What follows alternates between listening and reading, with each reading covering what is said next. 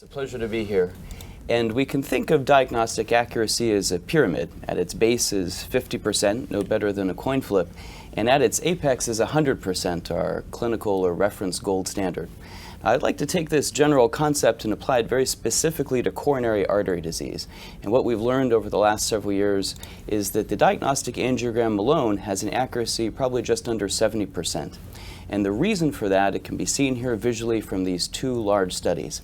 And that's that when you plot anatomy versus physiology, here percent diameter stenosis against fractional flow reserve, you can see a wide amount of scatter. And that unpredictable relationship between form and function is what limits the accuracy of the diagnostic angiogram. So if we go back to this pyramid, the diagnostic angiogram that we've had for well over 50 years is certainly better than a coin flip, but nevertheless fairly modest in terms of its diagnostic accuracy. Now, at the beginning of coronary angioplasty, Andreas Grunze began to measure the resting pressure gradient across the stenoses. And that gave birth to what can be called resting physiology. And we've been fortunate to have several large diagnostic accuracy studies recently completed over the last few years that I've summarized on this slide. And from that set of data, we've learned two key results.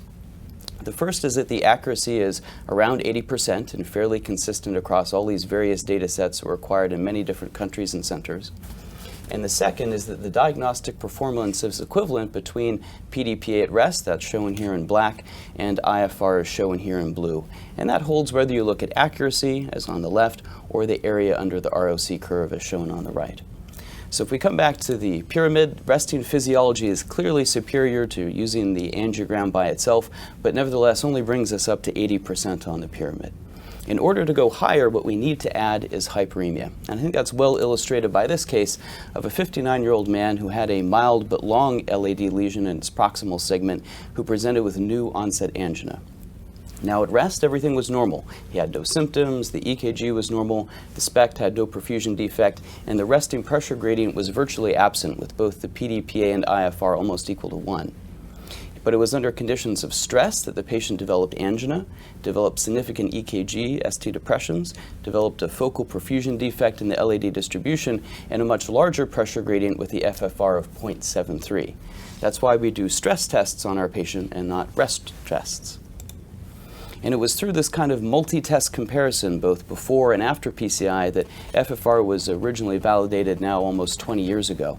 And it's by using this kind of composite information to test FFR against a mixture of exercise testing, SPECT perfusion imaging, and stress echocardiography that we're able to achieve a diagnostic accuracy of almost 100%. For lesions less than 0.75, like the case I just presented, all of those patients had at least one and often two or three abnormal functional tests.